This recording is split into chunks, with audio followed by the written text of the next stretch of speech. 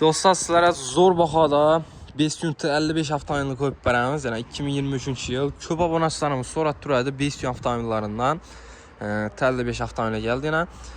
Maşinamızı baxarsanız sizlərə 235 milyon zaman koyup verəmiz. Paşli Tracker 2 Premier'ini pul oturtdu.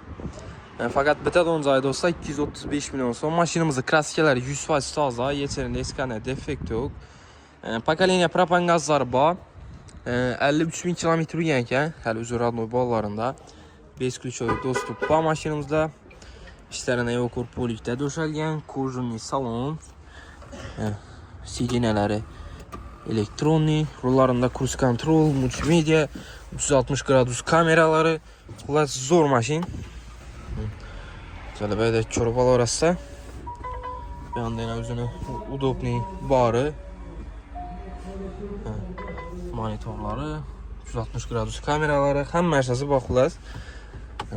Qızı quşula bolsa, gəlib edək çorbalı arasına. Baxasınız zor baxada köbərik dostlar.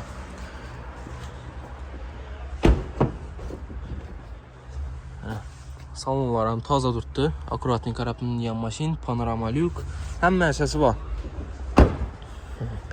555 karabiyan danışlarınız bolsa videonuzu yuvarıq qoyasınız dostlar. Propan gazları, zapaska balonlu. Ondan obstanovkatlarına iyi teylərəm şunka boğa gəl.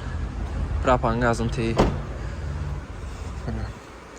Gəlib edək körobal arasında baxası 235 milyon son, fakat bita doncayı dostlar.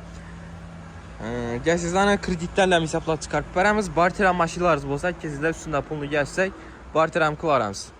Koşu avtomarketdə satıb koyuldu maşinimiz. Gəlib al arasına. Tracker 2'nin puluna 555 avtomobili.